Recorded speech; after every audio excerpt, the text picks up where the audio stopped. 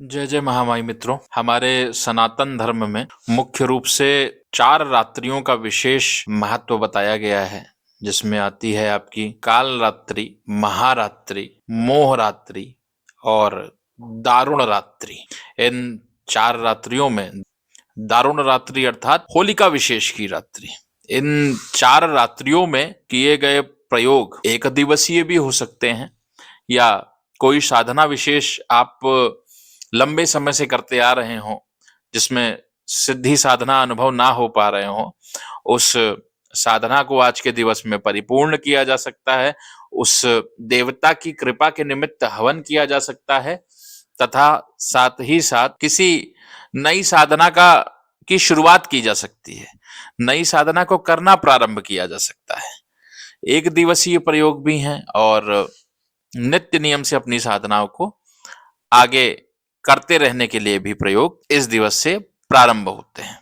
अभी आपसे जो प्रयोग साझा करने जा रहा हूं, उन प्रयोगों का शास्त्रों में कहीं ना कहीं जिक्र मिलता है और ये ऐसे प्रयोग हैं जिनको करने से निश्चित रूप से भगवान शिव की विशिष्ट कृपा आप सभी को प्राप्त होती है। तो करना क्या है, इसमें कुछ छोटे छोटे प्रयोग आपको बता रहा हूं, उनमें से जो आपको उचित लगे उसको आप आज के दिन कर सकते हैं।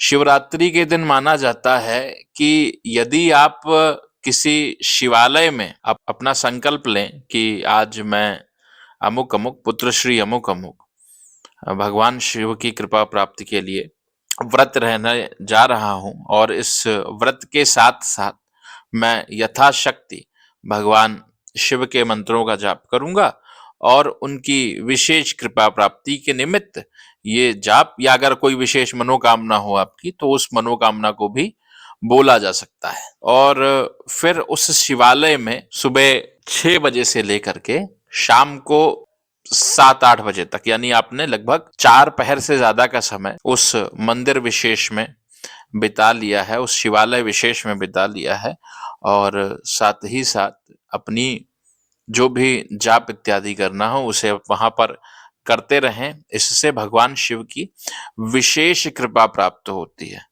जिन लोगों का विवाह ना हो रहा हो वो यही काम किसी अर्धनारीश्वर के मंदिर में जाकर के कर सकते हैं, जहां भगवान शिव अर्धनारीश्वर स्वरूप में विराजमान हो। जिस दंपत्ति को संतान ना हो रही हो वो यही काम एक ऐसे मंदिर में जाकर के करें जिस मंदिर में भगवान शिव, माँ गौरा, गणेश, कार्तिकेय सब लोग, यानी शिव अपना पूरे परिवार के साथ जहां विद्यमान हो, उस मंदिर में अगर उपस्थित रहेंगे तो विशेष रूप से जो है संतान का सुख उस दंपत्ति को प्राप्त होगा। ये प्रयोग किया जा सकता है। साथ ही साथ अगर किसी शिवालय में विशेष रूप से जो धन की समस्याओं से, जिनका धन इत्यादि की वजह से जो लोग परेशान हैं, वो किसी शिवालय में बैठ करके भगवान को अगर श्री सूक्तम का पाठ सुनाएं, अगर श्री सूक्तम का पाठ सुनाया जाए तो वो विशेष रूप से वो भी लाभकारी हो सकता है। ललिता सहस्त्र नाम का पाठ या शिव के संपुटित मंत्रों का पाठ करके आज के दिन भगवान शिव की विशेष कृपा प्राप्त की जा सकती है। जिनके जीवन में गुरु नहीं है या जिन्हें ऐसा लगता है कि गुरु कृपा उनके ऊपर नहीं हो रही है, वो आज के दिन शिव को गुरु रूप में मान करके उनसे दीक्षित भी हो सकते हैं। साथ ही साथ अगर किसी गुरु को अपने जीवन में प्राप्त करना चाहते हैं या जिसे ऐसा लगता हो कि उसकी शक्तियों का बंधन कर दिया गया है, तो वो संकल्पित हो करके ह्रौम नमः शिवाय ह्रौम, फिर से मंत्र है ह्रौम नमः शिवाय ह्रौम, इसका जाप करके अपनी शक्तियों को बंधन मुक्त कर सकता है। उसमें जो विकार आ गए हैं साधनाओं में, सिद्धियों में, उन विकारों को दूर कर सकता है। साथ ही साथ जिसके जीवन में गुरु नहीं है वो गुरु प्राप्ति के लिए भी आज के दिवस में संकल्पित हो सकता है। निश्चित रूप से आप देखेंगे 3 से 4 महीने के अंदर आपके जीवन में गुरु तत्व से जुड़ा हुआ व्यक्ति, गुम तत्व से जुड़ा हुआ व्यक्ति आपके जीवन में आ जाएगा।